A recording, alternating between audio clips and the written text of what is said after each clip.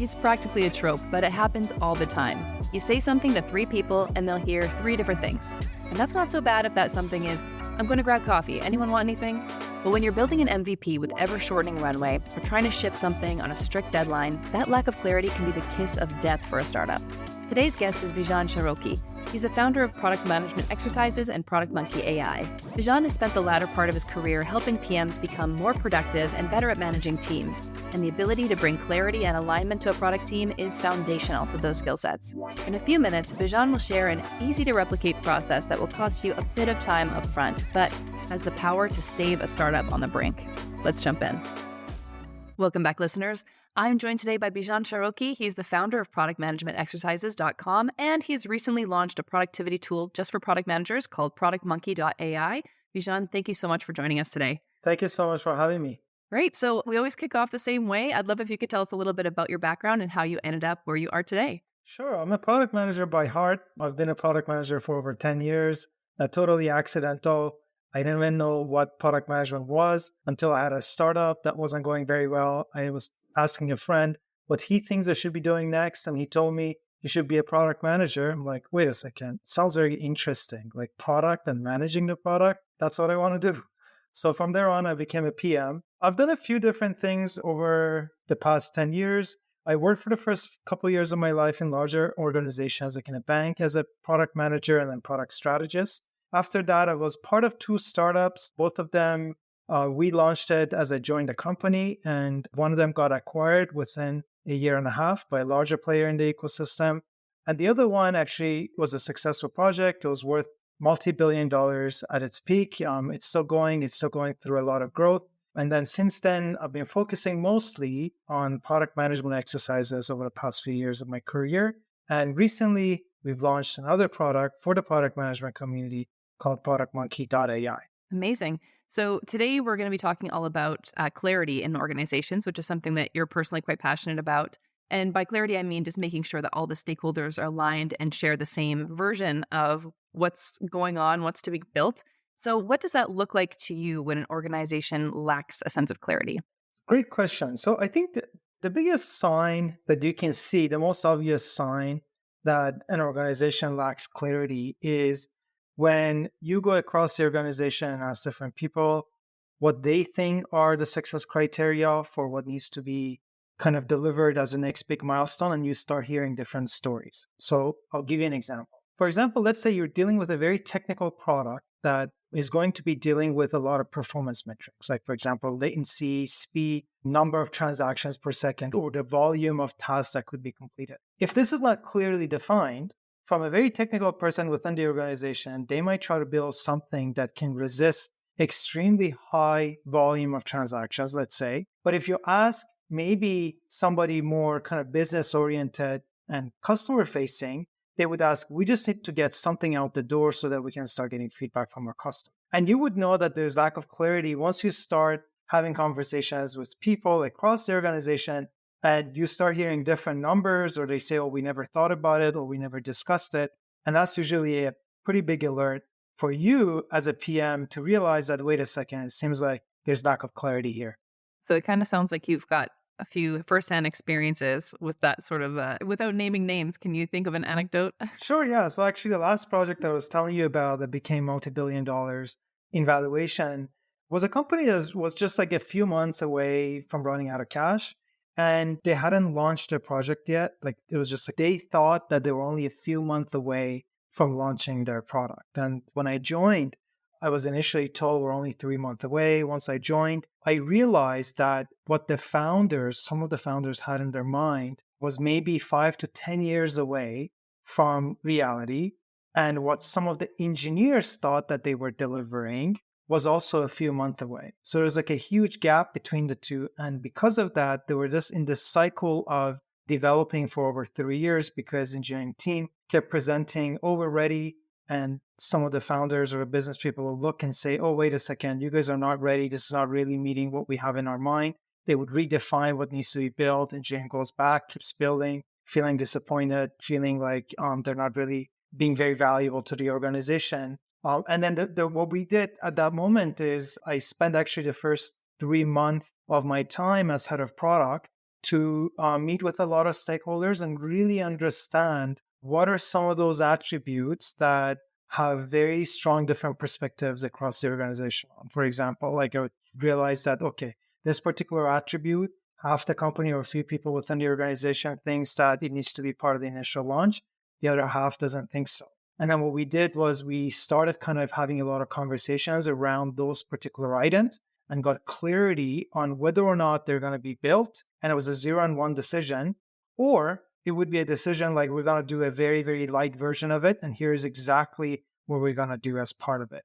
And only after that, it took us about a year to actually build a light version of what was initially thought as this is what we're going to launch within 3 months. And honestly, it just like took us a few months alone just to kind of get clarity on what's going to be built within a year. So hopefully that's an example of a situation where if you bring a lot of clarity, you're able to actually get something out the door. And then once you get it out the door, you're able to kind of use the feedback from your users and the community and the whole ecosystem to figure out which of all those things that are kind of in the pipeline need to be prioritized further as the next step for you.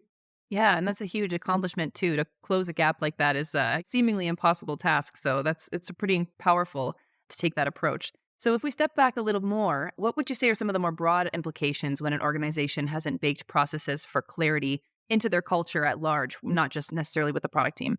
I mean, the biggest impact is they usually end up not shipping, and this is a pretty big issue.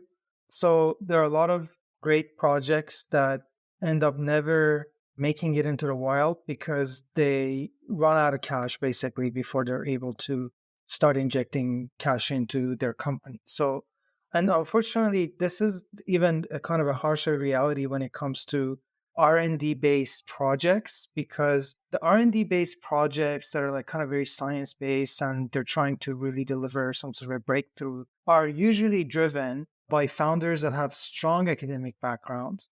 And from people with strong academic backgrounds, and no offense to them, like I also have a strong technical and academic background, and I think that's a positive thing. But what happens when an organization is led by them is they look for perfection.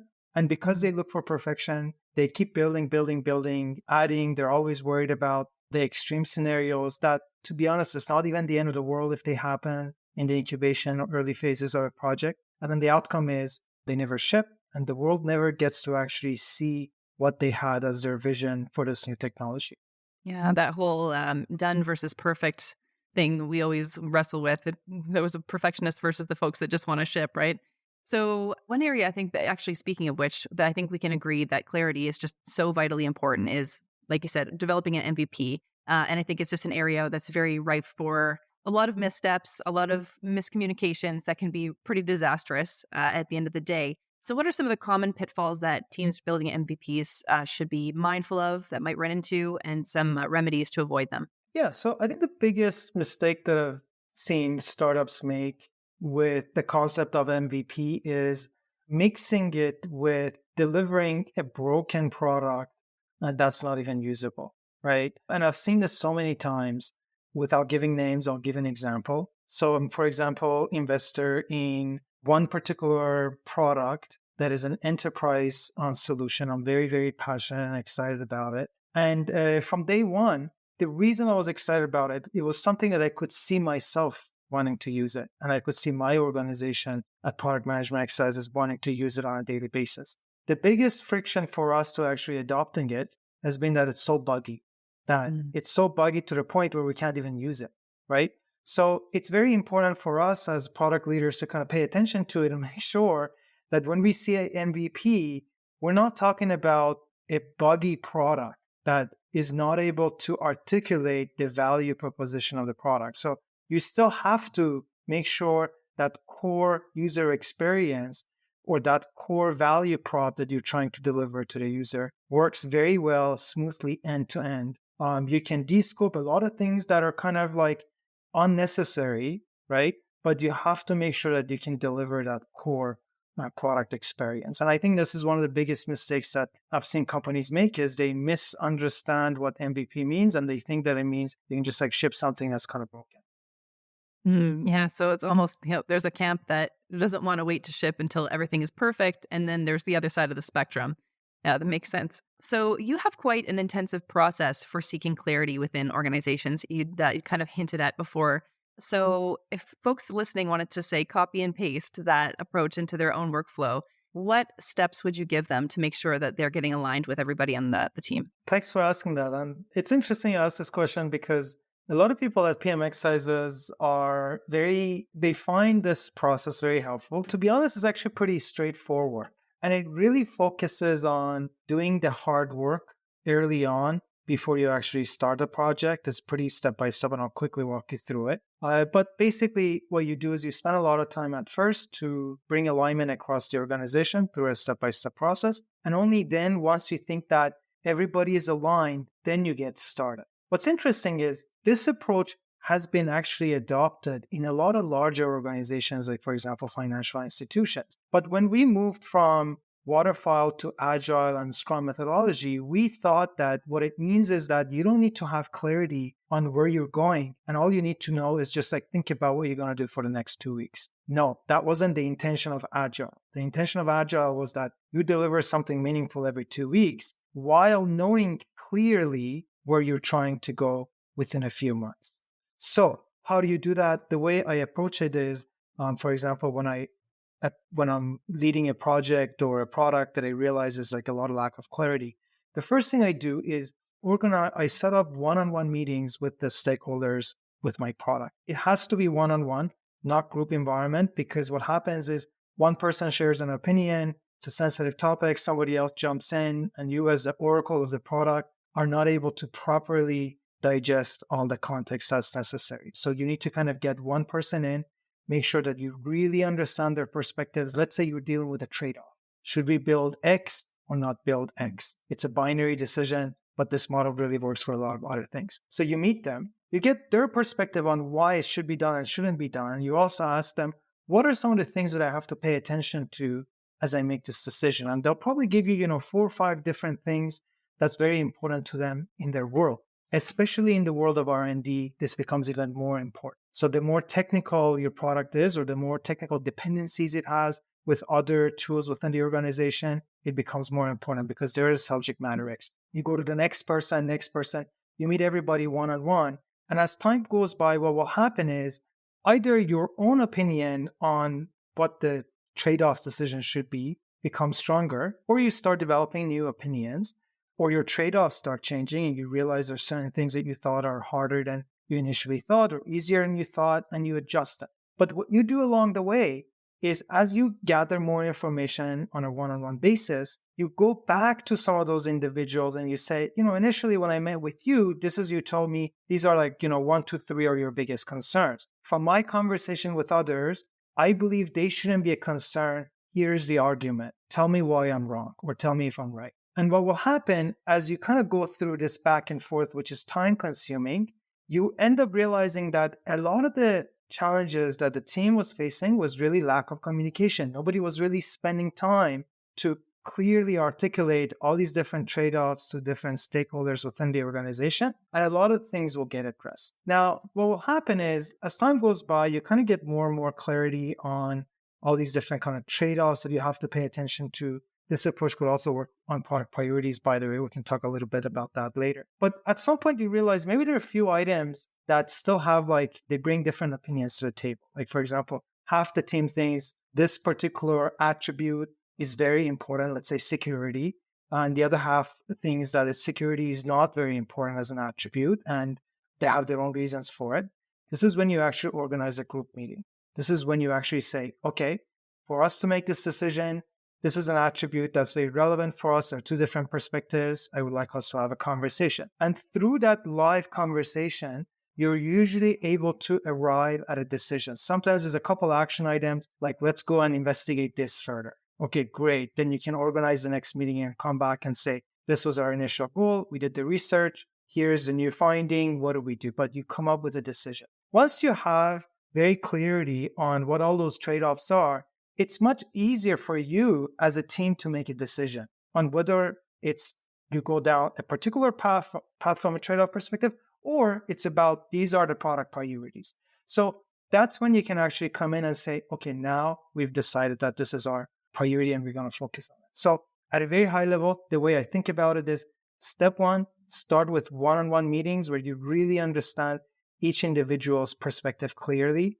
Step two, go back and forth between them if you need to make sure that all those kind of items where they have different opinions on with you at the end of the day are addressed. If not, mark them for group discussions. And then step three, you have the group discussions. Finally, this will result in a kind of a cohesive either product strategy or product spec or product priorities.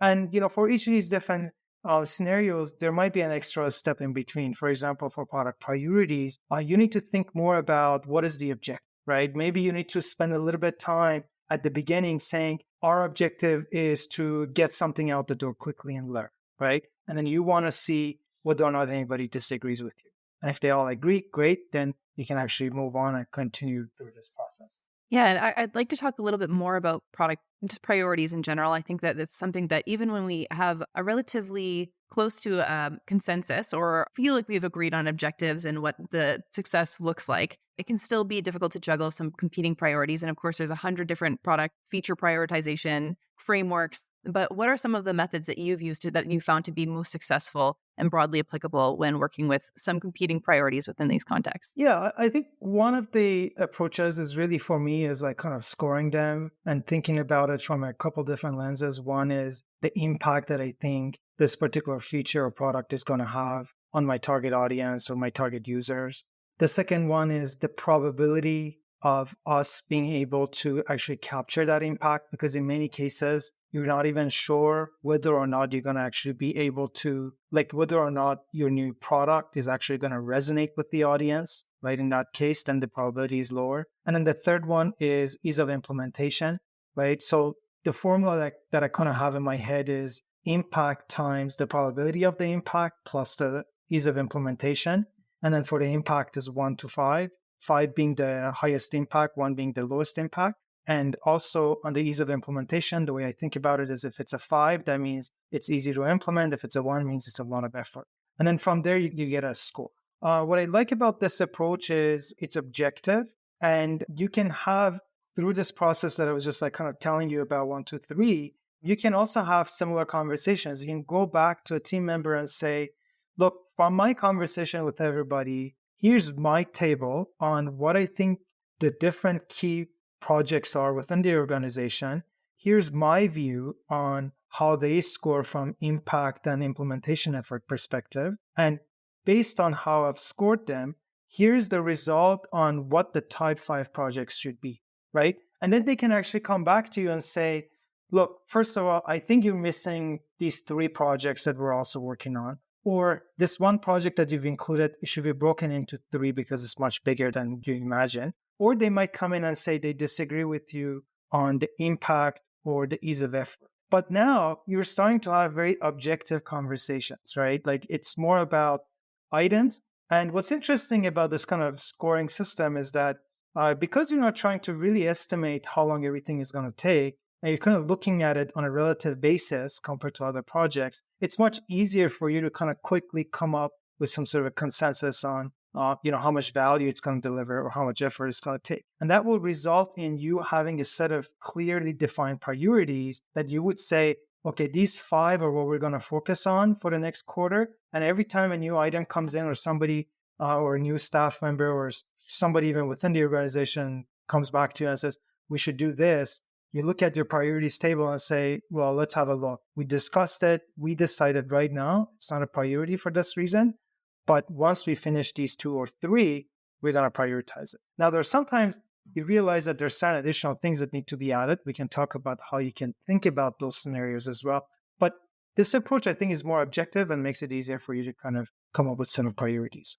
Yeah, I appreciate that. I think we've talked on the product manager before about depersonalizing feedback and depersonalizing some of these prioritization conversations so that people don't feel that there's a personal reason why their pet project or their agenda has been deprioritized or placed in a different priority sequence than they think it should be used.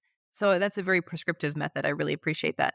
Sorry, what did you say you wanted to come back to? So you said we'll talk about that in a second, just shortly, just a moment Yeah, ago. I said we can also talk about how sometimes people will come in and say, this needs to be a priority. And then you actually realize that it needs to be a priority for whatever reason. How do you deal with that? And I was saying, like, sometimes when that happens, you can kind of think about how to do it. It cannot be just added to the list of priorities. You have to either think about, okay, if we want to do it, we have to do it in a way that it doesn't impact the list of already high priority items, their speed of delivery. So you have a couple other approaches. One is you need to remove something from that list. It needs to be deprioritized so that it gets replaced with that one through the scoring system. Another way is you have additional resources that will be working on this new priority item. So the principle that you're following is that the things that are in your priority list are not going to be slowed down just because you're adding another item to the list. And this is kind of the job of a product manager, in my opinion. In some organizations, it's not. And that's where you start running into an issue of things not being delivered. But I think a great PM will actually pay close attention to it and make sure that when something else, due to like new information kind of coming to surface, needs to be prioritized, to think about how do I handle it. I either remove something from the list or I make sure that I get additional resources that are able to work on us without impacting my delivery speed on the other item. Fascinating. I did want to switch gears a little bit while we're sort of coming to time, because I wanted to speak a little bit. I wanted to talk a little bit about productivity, which is another thing that I know you're very passionate about, and probably a main reason why you decided to found productmonkey.ai. So I was wondering if you had any productivity tips for our audience, and some information about Product Monkey AI that people might find interesting. It's a very cool tool. Sure. So what I'm doing with Product Monkey AI is kind of automating the one task that I think is very necessary for us as PMs and I don't like doing, which is spending a lot of time writing detailed requirements and acceptance criteria for the reasons I was mentioning to you. So what we do as Product Monkey AI is we try to obtain as much information as we can about the particular project that you're working on, about your organization, about the particular user flow that you're dealing with. And then with proper guidance from you using AI, we're able to actually give you detailed product requirements, acceptance criteria, testing scenarios, even events and metrics to pay attention to when you actually build the product, so that you can actually take it and start working on it and kind of get a quick draft, which is like 80% of the work for your engineering task tickets and PRDs, product requirement docs, and then spend your time doing the last 20% to make them perfect. So I think one of the benefits that we could deliver as PMs, as I mentioned, is bringing clarity. And I think that Product Monkey AI can actually do that by reducing the time it takes for the PMs to bring clarity to engineering teams. That's fantastic. And I'm sure that a ton of people listening will find a lot of value in that tool. Bijan, thank you so much for joining us today. Where can people keep up with you online if they want to see what else you're up to? They can come to Twitter, or X as we call it now. So my X handle is Bijan_SHA. You can find me there. You can also come to PM exercises or product management exercises. You can search for either of them. You'll come to our site and you'll be able to connect with me there as well. Fantastic. Well, thanks so much for your time. Thank you so much for having me. Thanks for listening in. For more great insights, how-to guides, and tool reviews, subscribe to our newsletter at theproductmanager.com/subscribe. You can hear more conversations like this by subscribing to The Product Manager wherever you get your podcasts.